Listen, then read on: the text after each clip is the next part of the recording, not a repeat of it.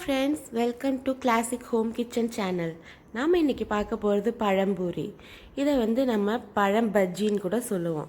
இது எப்படி செய்வோன்னு பார்க்கலாம். அதுக்கு முன்னாடி இதுக்கு தேவையான பொருட்கள்: நேந்திரம் பழம், மைதா மாவு, அரிசி மாவு, சர்க்கரை, பேக்கிங் சோடா, மஞ்சத்தூள், உப்பு, ஏலக்காய் தூள், எண்ணெய். நேந்திரம் பழத்தை தோலை உரித்து இது மாதிரி நீளமாக கட் பண்ணிக்கோங்க. ரொம்ப மெலிசாலாம் கட் பண்ண வேண்டியதில்லை. எந்த அளவுக்கு முடியுமோ அந்த அளவுக்கு கட் பண்ணிக்கோங்க.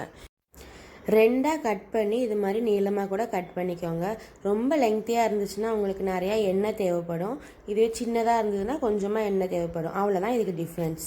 ஒரு மிக்சிங் பவுலில் 1 கப் மைதா மாவு எடுத்திருக்கேன். அதில் 4லேருந்து 5 ஸ்பூன் சுகர் ஆட் பண்ணிக்கிறோம். ஒரு பின் சோடா உப்பு ஆட் பண்ணிக்கிறோம். தென் கொஞ்சமாக உப்பு, கொஞ்சமாக மஞ்சத்தூள், கொஞ்சமாக ஏலக்காய் தூள். இதை நல்லா மிக்ஸ் பண்ணிக்கோங்க. ஒன்ஸ் நல்லா மிக்ஸ் ஆகிடுச்சுன்னா இதுக்கு கொஞ்சம் கொஞ்சமாக தண்ணி விட்டு நம்ம சுழியன் மாவு ரெடி பண்ணுவோம் இல்லையா, அந்த பக்குவத்துக்கு ரெடி பண்ணி எடுத்துக்கோங்க. சோடா உப்பு போட்டிங்கன்னா இதை ஒரு 1/2 hour ஊற வச்சுக்கோங்க. உங்களுக்கு சோடா உப்பு ஆட் பண்ண பிடிக்கல அப்படின்னா வீட்டில் தோசை மாவு இருந்துச்சுன்னா அதை ஒரு 2 டீஸ்பூன் ஆட் பண்ணிக்கிட்டிங்கன்னா போதும். இப்போ இதில் 4லேருந்து 5 ஸ்பூன் அரிசி மாவை ஆட் பண்ணிக்கோங்க. இப்போ பார்த்தீங்கன்னா நம்மளோட பேட்டர் ரெடி ஆகிடுச்சு. இது தாங்க கரெக்டான கன்சிஸ்டன்சி. ஒரு 1/2 hour இதை ஊற வச்சுக்கோங்க. ஒரு கடாயில் ஆயிலை ஹீட் பண்ணிக்கிறோம். அது ஹீட் ஆகிடுச்சான்னு செக் பண்ணுறதுக்காக நான் ஒரு ட்ராப் நம்ம மாவை ஆட் பண்ணுறேன். இது ரெடி ஆகிடுச்சு.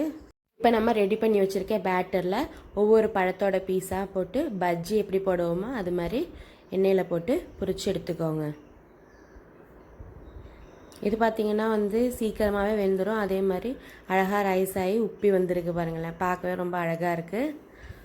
இந்த மாதிரி பஜ்ஜியெல்லாம் போடுறப்போ ஆயிலை மீடியம் ஃப்ளேமில் வச்சுக்கிறது நமக்கு எப்பயுமே சேஃப்டி. ஒவ்வொரு பக்கமாக திருப்பி விட்டு நல்லா வெந்த உடனே அதை ஒரு பவுலில் ட்ரான்ஸ்ஃபர் பண்ணிக்கோங்க. அவ்வளோதான், நம்ம பழம் பஜ்ஜி ரெடி ஆகிடுச்சு. இதில் சுகர் உங்கள் தேவைக்கு தான். நீங்கள் ரொம்ப ஸ்வீட்டாக இருந்தால் உங்களுக்கு பிடிக்கும்னா ஒரு 10 டீஸ்பூன் வரைக்கும் போட்டுக்கலாம். எனக்கு மீடியம் ஸ்வீட்னஸ் போதும் அப்படிங்கிறாங்க, நான் 5 ஸ்பூன் போட்டிருந்தேன். இப்போ நம்ம நீளமாக ரெடி பண்ணி வச்சுருந்தோம் இல்லையா, அந்த பஜ்ஜி நான் இந்த ஆயிலில் போட்டு ஃப்ரை பண்ணி எடுத்துக்கிறேன். இது ஒரு புளிப்பு கலந்த ஸ்வீட்னஸோட ரொம்பவே டேஸ்டான ஒரு ரெசிபிங்க. கண்டிப்பாக உங்கள் வீட்டில் ட்ரை பண்ணி பாருங்கள். உங்களுக்கு இந்த வீடியோ பிடிச்சிருந்தால் லைக் பண்ணுங்கள், ஷேர் பண்ணுங்கள், மறக்காமல் சப்ஸ்கிரைப் பண்ணுங்கள். தேங்க்யூ.